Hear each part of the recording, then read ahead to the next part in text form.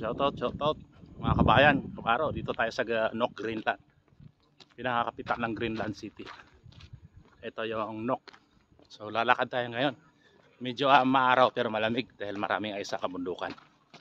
So shoutout, pakipakita natin yung kapaligiran ng Greenland para makita nyo naman. Para nakarating na rin kayo dito sa Greenland. So ayan na, nakalabas na tayo.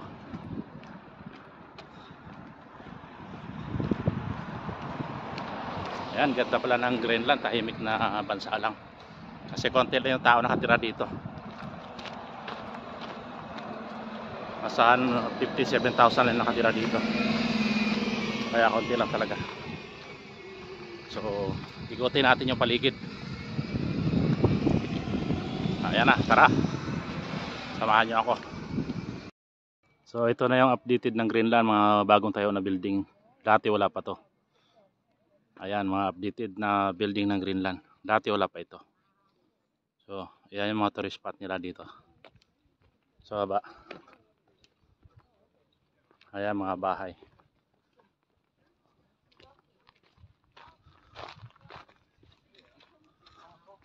Ayan. Sa baba, makikita nyo. Diba? Ayan mga bahay na yan. Pinaka-tourist spot nila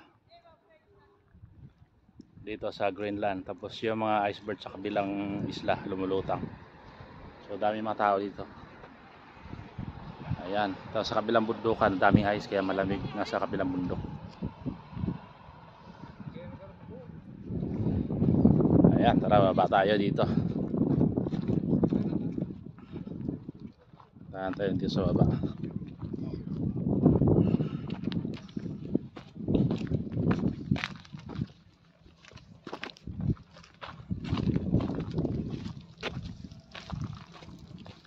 So ayan na yan.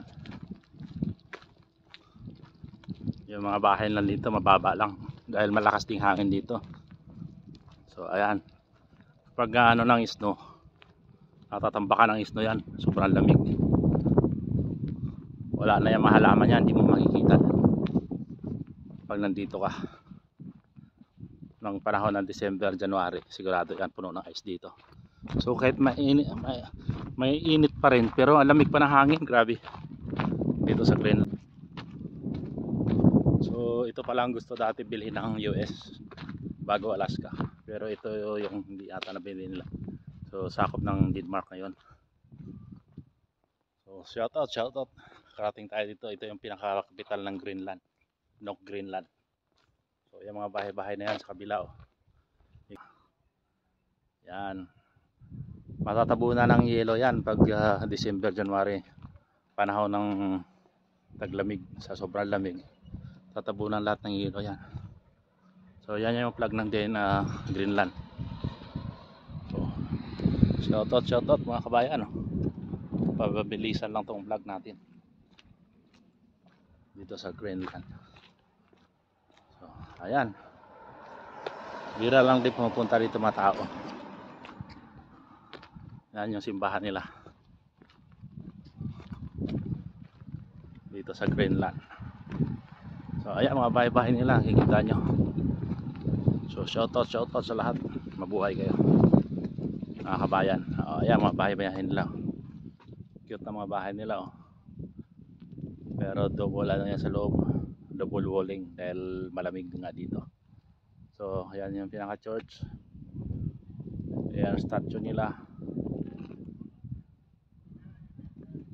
So ayan, iceberg sa kabilang isla lumulutang sa lamig.